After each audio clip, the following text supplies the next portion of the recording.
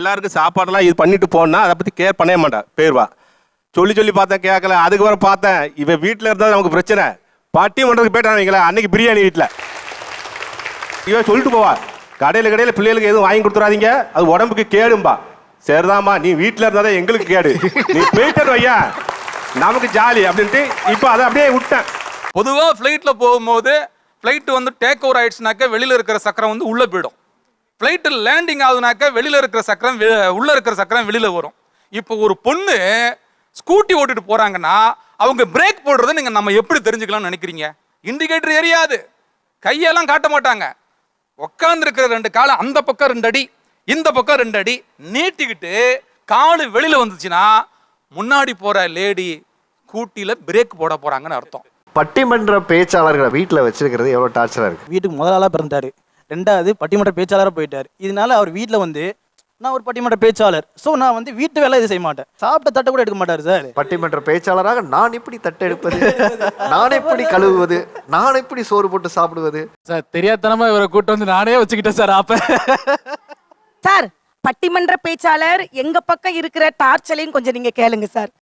கல்யாணத்துக்கு முன்னால நான் ஒரு மேடை பேச்சாளர் சார். திருமணம் ஆணுச்சு சார். எங்க மாமியாருக்கு நான் பேசுறது பிடிக்காது, என் கணவருக்கும் பிடிக்கல. சொல்லிட்டாங்க குழந்தை பிறந்துருச்சு, இந்த குழந்தையை வளர்க்கறதுக்கு நீ ஒரு நல்ல பெண்ணா இருக்கணும் சார்.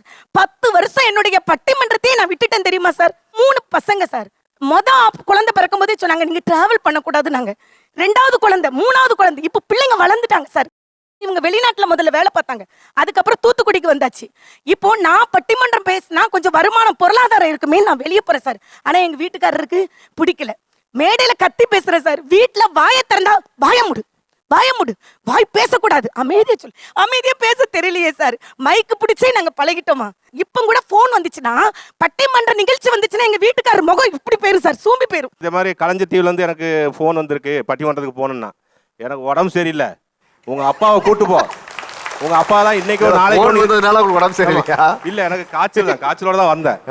உங்க அப்பா தான் இன்னைக்கு நாளைக்குன்னு இருக்காரு, அவரை கூட்டு போ அப்படின்னு. அவரு சொல்லிட்டாரு, ஐயா ஆளை விடுங்க, நீங்க அவளை கூட்டு போனா போங்க, உங்க இஷ்டன்ட்டாரு.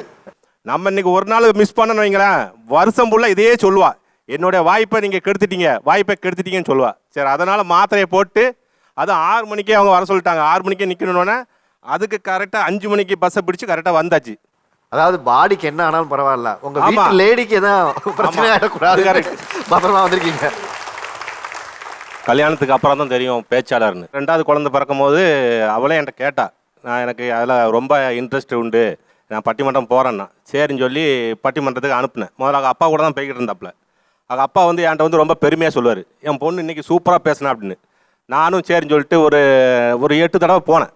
போனதெல்லாம் ஒரே பேச்சு தான், அரைச்ச மாவை அரைச்சிக்கிட்டே இருந்தாங்க. பட்டிமன்றத்தில் பேச ஆரம்பிச்சான்னு பார்த்தா மறுபடியும் வீட்டிலேயே பேச ஆரம்பிச்சிட்டா. இப்போ பார்த்தீங்களா, இவ்வளோ பெரிய செட்டிலேயே அவள் சவுண்டு எவ்வளோ சவுண்டு கேட்கு, 10க்கு 10 ரூமில் அப்போ எவ்வளோ சவுண்டு கேட்கும். நீ பேசுகிறதா இருந்தாலும் மெதுவாக பேசும்ப கேட்க மாட்டான். அதே மாதிரி பிள்ளைகளை பற்றி கேர் பண்ணவே மாட்டான். எல்லாருக்கும் சாப்பாடெல்லாம் இது பண்ணிட்டு போனா அதை பற்றி கேர் பண்ணவே மாட்டான், போயிடுவா.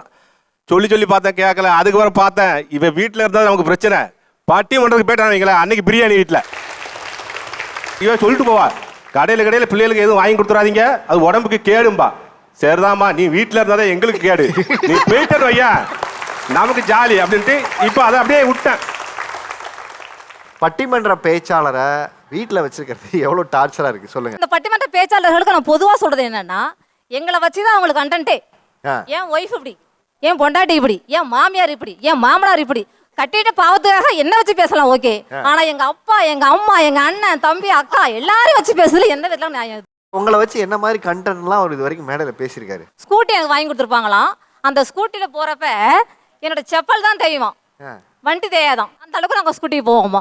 இதை விட என்ன நிறைய ஜோக்குங்க என்னை பத்தி என்னாலலாம் கேவலமா சொல்ல முடியுமோ அந்த அளவுக்கெல்லாம் எங்களை சொல்லி எங்களை அசிங்கப்படுத்துறதே இந்த பட்டிமன்ற பேச்சாளர்களோட மொத்தமான நோக்கமே இதுதான். அந்த ஜோக்கை நீங்க தெளிவா சொல்லுவீங்கன்னு நினைக்கிறேன். பொதுவாக ஃப்ளைட்டில் போகும்போது ஃப்ளைட்டு வந்து டேக் ஓவர் ஆயிடுச்சுனாக்கா வெளியில் இருக்கிற சக்கரம் வந்து உள்ளே போயிடும். ஃப்ளைட்டில் லேண்டிங் ஆகுதுனாக்கா வெளியில் இருக்கிற சக்கரம் உள்ளே இருக்கிற சக்கரம் வெளியில் வரும். இப்போ ஒரு பொண்ணு ஸ்கூட்டி ஓட்டிட்டு போகிறாங்கன்னா அவங்க பிரேக் போடுறதை நீங்கள் நம்ம எப்படி தெரிஞ்சுக்கலாம்னு நினைக்கிறீங்க? இண்டிகேட்டர் எரியாது, கையெல்லாம் காட்ட மாட்டாங்க. உட்காந்துருக்கிற 2 காலை அந்த பக்கம் 2 அடி இந்த பக்கம் 2 அடி நீட்டிக்கிட்டு காலு வெளியில் வந்துச்சுன்னா முன்னாடி போகிற லேடி ஸ்கூட்டியில் பிரேக் போட போகிறாங்கன்னு அர்த்தம். 4 வருஷம் ஆயிருக்கும் பிரேக் ஷூ புதுசா இருக்கும். ஆனா வருஷத்துக்கு 4 செப்பல் வாங்கி கொடுப்போம் நாங்க. ஏன் தெரியுங்களா? பிரேக்குக்கு பதில் அந்த செருப்பு படுற பாடு இருக்கு பாருங்க, ரோட்ல போய் பாத்தீங்கன்னாக்கா அப்படியே நேரா ஒரு கோடு கிச்சா மாதிரியே இருக்கும். எங்க செருப்பு கடைக்கு அழைச்சிட்டு போனா, அன்னைக்கு அழைச்சிட்டு போயிருக்கேன், செருப்பு கடைக்கு அழைச்சிட்டு போயிருக்கிறேன், இருக்கிற எல்லா செருப்பையும் எடுத்து கீழே போட்டுட்டு இருக்கிறாங்க. அது பிடிக்கல, அது பிடிக்கல, அது பிடிக்கலன்னு சொல்லிட்டு இருக்காங்க. கடைசியா ஒரு செருப்பை காட்டி how much this is chappal அப்படின்னு கேட்குறாங்க. அதுக்கு கடைக்காரர் சொல்றாரு, சாரி மேடம், இந்த செப்பலுக்கு விலை என்னன்னு எங்களுக்கு தெரியாது அப்படின்றாரு. ஒய் அப்படின்னு கேட்டா, இந்த செப்பலை தான் நீங்க வரும்போது போட்டு வந்தீங்க அப்படின்னு சொல்றாருன்னா, தான் போட்டு வந்த செப்பல் கூட எதுன்னு தெரியாத அளவுக்கு இருக்கிற ஷோகேஸ்ல இருக்கிற எல்லா செப்பலும் இறக்கி போட்டாக்கா அந்த கடைக்காரன் படுற பாட நான் வாழ்நாள் முழுவதும் பட்டுக்கிட்டு இருக்கிறேன். எங்களுடைய ஆனந்தத்தை நாங்க எங்க தான் போய் சொல்ல முடியும்னு நினைக்கிறீங்க? கிடைக்கிற ஒரே சந்தர்ப்பம் பட்டிமன்ற மேடை தான்.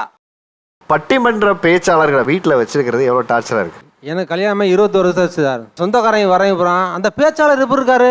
எனக்கு காய்ச்ச, எனக்கு முடியல, வீட்டுக்கு வந்த விருந்தாடி வர என்னைய பக்கம் வந்தவங்க, அந்த பேச்சாளர் எப்படி இருக்காரு, நல்லா இருக்காரா அப்படின்னு சொல்லி அவனை தான் கேட்பாங்க. 2வது, வெளியில் பயங்கரமாக பேசுவார் சார். இலக்கணம் இலக்கியம் ஏன் கேட்குறீங்க, அவர் பேச்சை சொல்லவே முடியாது. ஆனால் வீட்டில் வந்தால் எந்த வேலையும் பார்க்க மாட்டார். காலையில் 8:30 மணிக்கு காலேஜ் கிளம்புவார். பரபரப்பாக என் மனைவிக்கு நான் உதவி செய்வேன். ஐயோ சாப்பாடு தைக்கணுமே, எல்லாமே கட்டுவேன். டேய் தம்பி குப்பை வண்டி இருக்குடா, போடா போடா அப்படின்னா அதெல்லாம் ஒரு வேலை பார்க்க மாட்டார் சார் வீட்டில். சார் அதாவது எனக்கு வந்து ஒரு 21 வயசு ஆகுது. நான் வந்து இன்ஜினியரிங் படிச்சுட்டு இருக்கேன். எலக்ட்ரானிக் அண்ட் கம்யூனிகேஷன் துறையில் இன்ஜினியரிங் படிச்சுட்டு இருக்கேன். எனக்கு வந்து பட்டிமன்றம் ஆர்வம் வந்து எப்படின்னா, தமிழ் ரொம்ப பிடிக்கும், தமிழ் பேச பிடிக்கும், அதனால் பட்டிமன்றம் ஆர்வம் வருது. இப்போ நான் காலையில் 8 மணிக்கு காலேஜ் கிளம்புனேன்னா சாயங்காலம் 4 மணிக்கு வருவேன். சாயங்காலம் 4 மணிக்கு வந்துட்டு திருப்பி பட்டிமன்றம் இந்த மாதிரி வாரத்தில் ஒரு நாள் ப்ரிப்பரேஷன் இருக்கும். அதுக்கு ப்ரிப்பேர் பண்ண இந்த மாதிரி அந்த டே அப்புறம் போயிடும். நான் வந்து சாதாரண மேடை பேச்சு தான் பேசிக்கிட்டு இருந்தேன். அதுக்கப்புறம் எப்படிடா பட்டிமன்றம் பேசணும்னா, ஒரு பட்டிமன்றம் ஃபஸ்ட்டு பேசினேன். அந்த பட்டிமன்றத்தை பார்த்து அக்கம் பக்கத்தில் இருக்கவங்க என்ன சொன்னாங்க, பாலாஜி மை இப்படி பேசுகிறான்டா, பாலாஜி மை இப்படி பேசுகிறான்டான்னு சொன்னாங்க. இதே இது ஒரு 2012 இருக்கும். எங்கள் அப்பா வந்து ஒரு பிஸ்னஸ் பிரிண்டிங் ப்ரெஸ் வச்சு ஒரு பிஸ்னஸ் பண்ணிக்கிட்டு இருந்தாங்க. அந்த பிஸ்னஸ் வந்து என்னென்னா ஒரு 25 லட்ச ரூபா கிட்ட லாஸ் ஆயிடுச்சு. அந்த லாஸ் ஆனப்போ யாருமே எங்கள் கூட வரல, வைக்கல. அப்போ வந்து எங்கள் அப்பா வந்து ஐயோ பிஸ்னஸ் லாஸ் ஆயிடுச்சு இந்த மாதிரின்னு சொல்லி மருந்தை குடிச்சிட்டாங்க. அதுலேருந்து மீட்டு கொண்டு வந்தாச்சு. அப்போ வந்து யாருமே கூட நிற்காதவங்க, இப்போ நான் வந்து ஒரு ஃபங்க்ஷன் எங்கேயோ போனாலும் பாலாஜி மை வந்துட்டான்டா, அவன் பட்டிமன்றம் அந்த மாதிரி பேசுகிறான்டா, அவன் கூட போய் ஒரு ஃபோட்டோ எடுங்கடா வைங்கடா அந்த மாதிரி சொல்கிறப்ப எனக்கு அது ஒரு கௌரவமாக இருக்குது. அதை நினச்சி நான் பெருமைப்பட்டுக்கிட்டு இருக்கேன் சொல்கிறேன். உண்மையிலே ஒரு பட்டிமன்ற பேச்சாளர்ன்ற முறையில் நான் ரொம்ப பெருமைப்படக்கூடிய விஷயம் என்னது அப்படின்னா, சாமானியன சாதனையாளனா மாற்றக்கூடிய திறமை எதில் இருக்குதுன்னா தமிழ் பட்டிமன்றத்தில் இருக்குது சார். உண்மையிலே இப்போ வரைக்கும் 550 பட்டிமன்றம் பேசியிருக்கேன் சார். 20 பட்டிமன்றத்துக்கு நடுவராக இருந்திருக்கேன், 15 கவியரங்கத்துக்கு தலைவராக இருந்திருக்கேன், 3 கட்டுரை எழுதியிருக்கேன் சார், ஆய்வு கட்டுரை, அதாவது தேசிய தர மதிப்பீடு ஆய்வு கட்டுரை எழுதியிருக்கேன். கிட்டத்தட்ட ஒரு 70 விருதுகள் வாங்கியிருக்கேன் சார். எதுக்கு இதுக்கு உன் பிள்ளைய நடத்துற, படிக்க சொல்லு, ஒரு வேலைக்கு அனுப்புன்னு தான் சொன்னாங்க. குடும்பத்தை எடுத்து நடத்துறேன் சார். நிற்கவே எங்கள் சொந்தக்காரங்களுக்கு மத்தியில் என்னை நல்ல நிலைமைக்கு கொண்டுட்டு வந்து வச்சிருக்கான் சார்.